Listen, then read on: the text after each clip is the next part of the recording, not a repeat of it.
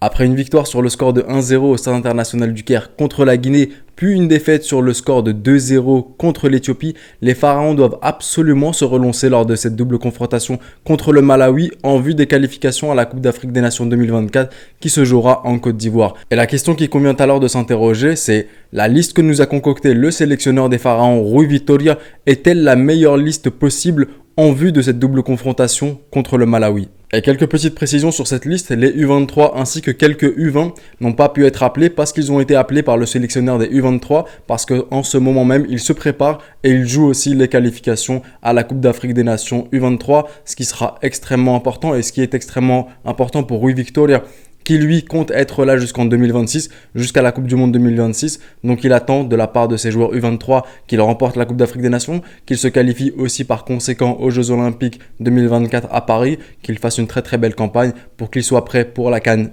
2025 et aussi pour la Coupe du Monde 2026. Passons maintenant à la liste et je vais vous donner mon avis sur cette liste. N'hésitez pas vous aussi à me donner votre avis bien sûr comme d'habitude dans l'espace commentaire. Pour ma part déjà sans suspense, la liste en vue du contexte est plutôt potable, elle est correcte et je pense qu'on n'aurait pas pu faire meilleure liste en prenant en compte tous les facteurs, en prenant en compte les blessés, en prenant en compte le fait qu'on ne puisse pas avoir des U23 ainsi que des U20, en prenant en compte aussi le contexte. On affronte le Malawi qui est arrivé en huitième de finale de la dernière Coupe d'Afrique des Nations, c'est pas rien. On pouvait peut-être vouloir Abdelrahman Rajdan, on pouvait espérer voir Omar Faïd, mais si par exemple Abdelmenem prenait un carton jaune ou bien un carton rouge et que Ahmed Hagazi se déchirait l'adducteur, c'est pas avec Omar Faïd, c'est pas non plus avec Abdelrahman Rajdan que je compte pour affronter le Malawi. Mais enfin bref, passons maintenant à la liste. Au poste de gardien de but, Mohamed Elchenaoui, Ahmed Elchenaoui ainsi que Mohamed Soubhi, le gardien d'Al Ahly, le gardien des Pyramids ainsi que le gardien du Zamalek.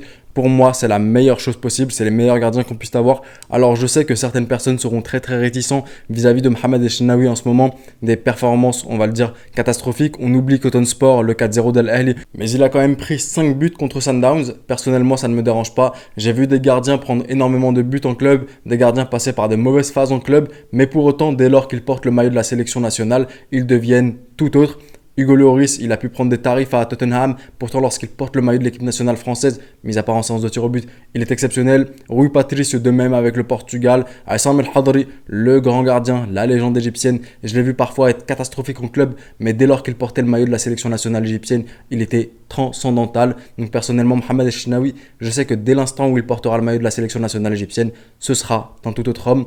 Pour les deux autres gardiens, c'est des doublures de qualité, ça ne me pose pas de problème, c'est la meilleure chose qu'on pouvait faire au poste de gardien. Passons maintenant aux défenseurs, les défenseurs droits, Mohamed Hani ainsi que Hicham Salah. Hicham Salah qui fête sa toute première sélection avec les Pharaons. Hicham Salah, j'ai vu quelques extraits du joueur, un joueur de l'Ittihad Secondary, un right back, un défenseur droit.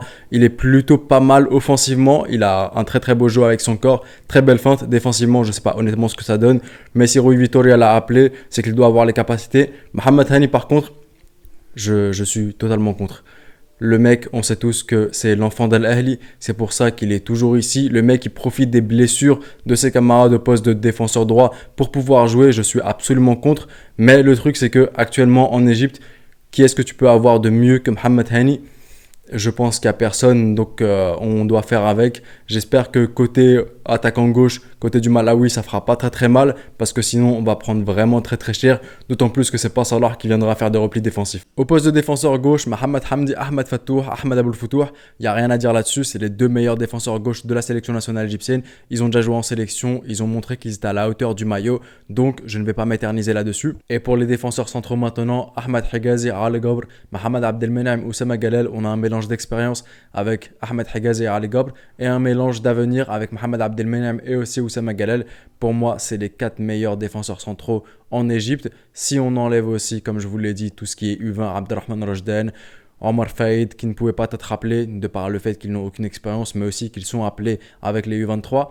Et pour Omar Faïd, Abdelrahman Rajdan, je ne suis pas sûr. Mais en tout cas, c'est ce que tu peux faire de mieux actuellement en Égypte. Tu te mets une charnière centrale, Mohamed Abdelmenem, Ahmed Hagazi, avec de la rapidité, mais de la solidité aussi.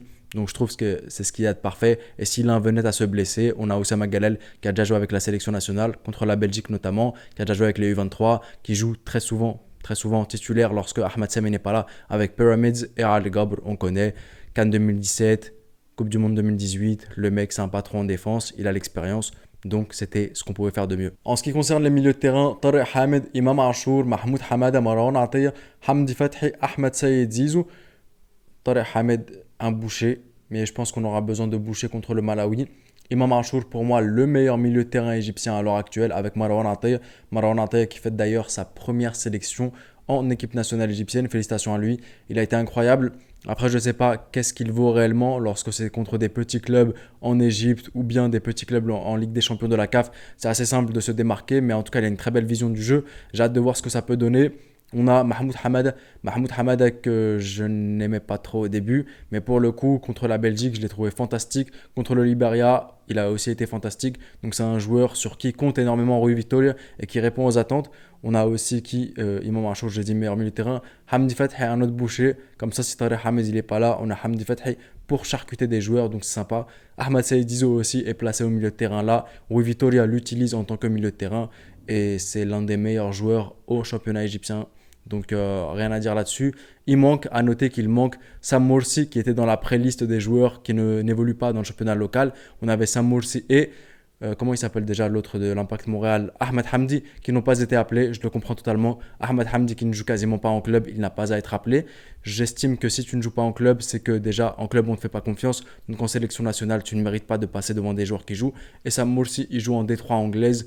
Donc je peux comprendre qu'on n'appelle pas ce joueur-là. Les ailiers maintenant, ils ont été placés dans la liste avec les milieux de terrain. On a Moustapha Fathi. Je pense que les gens qui étaient là durant la Coupe arabe, ils savent qu'est-ce que j'en pense de Moustapha Fathi. C'est l'un des joueurs que je déteste le plus honnêtement. Je trouve qu'il n'a aucun QI football. Je trouve qu'il ne pense qu'à lui-même. C'est vrai qu'il arrive à faire quelques petits dribbles contre des petites équipes. Il se démarque sur une action individuellement. Mais sinon, il a zéro QI football. Je trouve qu'il ne joue que pour lui-même. Il n'a pas ce sens du jeu collectif. Donc Moustapha Fathi, pour le coup, s'il n'y avait pas Mohamed Salah, j'aurais dit mais c'est complètement du n'importe quoi. Mais sachant qu'il sera la doublure de Mohamed Salah, ça ne me dérange pas. Même si j'aurais préféré qu'on mette Ahmed Saïd Zizou en tant que doublure de Mohamed Salah et qu'on mette un autre milieu de terrain. Bref, je ne vais pas continuer à parler de Moustapha Fathi. On a aussi Omar Marmouche, rien à dire Marmouche. C'est pour moi l'un des meilleurs ailiers gauche égyptiens à l'heure actuelle. C'est le joueur sur qui on peut compter. Il a une très très belle vision du jeu. Il sait frapper de loin et on a besoin de joueurs qui savent frapper de loin. On a Ahmed Abdelkader qui fait enfin sa première sélection. Est-ce qu'il profite du fait que Mahmoud Hassan Trezeguet est blessé, que Ramadan Souhi est blessé pour pouvoir être en sélection nationale égyptienne? En tout cas, il le mérite et il méritait sa première sélection. Et enfin, dernier ailier droit, Mohamed Salah, le roi d'Égypte. Je ne vais rien dire là-dessus. On était obligé de l'avoir. Et enfin, les trois buteurs, Mustafa Mohamed, Ahmed Hassan Koka et Mahmoud Kaharaba. Mustafa Mohamed, rien à dire, le titulaire numéro 1 au poste de buteur en sélection nationale égyptienne. Ahmed Hassan Koka, malheureusement, je crois que vu qu'il a un passif avec le Portugal, qu'il a joué là-bas, que Rui Vitória est portugais, il a l'air d'aimer le joueur à qui on a dû offrir un penalty parce qu'il n'avait plus marqué depuis 90 ans avec la sélection nationale égyptienne. En tout cas, Ahmed Hassan Koka, en vue des circonstances, je pense qu'on ne pouvait pas appeler meilleur que lui. Peut-être, pourquoi pas Ahmed Yasser Ryan, mais quand je vois la liste des meilleurs buteurs égyptiens, il n'y a personne qui satisfait. Donc Ahmed Hassan Koka, je peux le comprendre, et même si je pense qu'il passera en troisième position, parce que Mahmoud Kahraba est étincelant ces derniers temps. Mahmoud Kahraba a un très beau sens du placement, il sait comment se placer, il sait comment finir, il a une très très belle patte, donc je peux comprendre que Ahmed Hassan Koka soit appelé. Donc voilà un peu la liste de la sélection nationale égyptienne. Je pense pas qu'on pouvait faire mieux que ça, comme je vous l'ai dit en début de vidéo, avec les blessés, avec les U20, les U23, avec tout ce qu'il y a concernant cette double confrontation. Je pense que c'est la meilleure liste possible. D'ailleurs, le match ne se jouera pas au stade international du Caire comme prévu. Il se jouera plutôt au stade du 30 juin. Je pense que c'est une bonne nouvelle, mais quand même à prendre avec des pincettes. La sécurité égyptienne a accordé 20 000 places maximum. C'est vrai que 20 000 places dans un stade de 75 000 personnes, ça fait pas peur, ça a l'air pas impressionnant. Or, dans un stade de 30 000 personnes où tu as le 3/4 qui est rempli, là c'est bien plus impressionnant. Mais c'est pour ça que je dis à prendre avec des pincettes. C'est parce que justement, c'est le deuxième jour du Ramadan, le jour du match. Il n'y aura pas beaucoup de monde qui ira au stade forcément et c'est pas un match qui emballe. L'équipe n'emballe même pas. Les joueurs, on sait ce qu'ils ont fait dernièrement. Ils donnent pas vraiment envie. Donc c'est pour ça que je pense qu'il n'y aura même pas 5000 personnes au stade. En tout cas, j'espère me tromper. Dites-moi vous maintenant ce que vous en pensez dans les commentaires de cette liste de la sélection nationale égyptienne. Désolé pour cette longue absence. Les études avant tout. En tout cas, je reviens pour des débriefs des matchs de l'Égypte forcément. Double confrontation contre le Malawi, du Sénégal, le Maroc, Brésil. Je le ferai aussi. L'Algérie, je le ferai, la Tunisie. Donc restez connectés les gars. C'était le petit pharaon. Prenez soin de vous et de vos proches et je vous dis アリーベ・デルチ